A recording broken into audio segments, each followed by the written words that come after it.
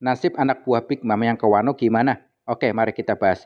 Dalam perjalanannya untuk memberi pelajaran kepada Luffy di Wano, Big Mom pergi dengan satu kapal besar bersama anak-anaknya. Namun dalam chapter 930, kapal mereka yang sudah melewati air terjun Wano dihadang dan dihantam oleh King, hingga kembali terjatuh dari perairan Wano atas ke lautan di bawah.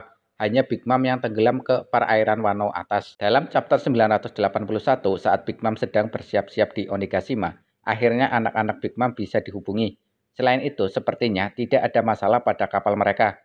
Bila lancar, maka sebentar lagi mereka akan tiba di pelabuhan Wano. Namun di akhir chapter yang sama, kapal mereka yang sebentar lagi sampai di perairan atas Wano, tiba-tiba mereka dihadang oleh Marco dengan kekuatan buah iblisnya.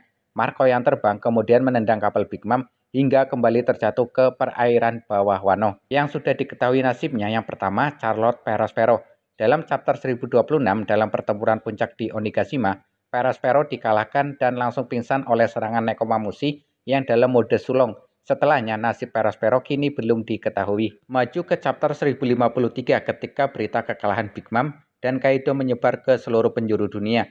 Big News Morgans mengatakan transmisi Cyberpol dari Wano terputus begitu mereka melihat kapal Big Mom. Dari apa yang dikatakan Big News Morgans, setidaknya kapal Big Mom masih bisa berlayar.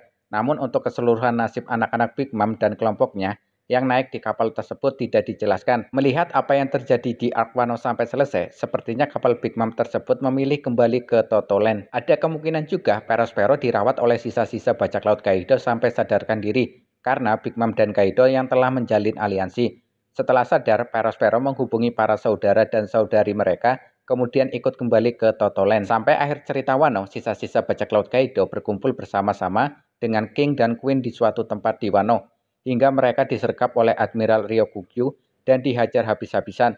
Tidak ada informasi mengenai bajak laut Kaido ataupun anak buah Orochi yang kalah dan menyerah dijebloskan ke penjara di Wano termasuk Perospero.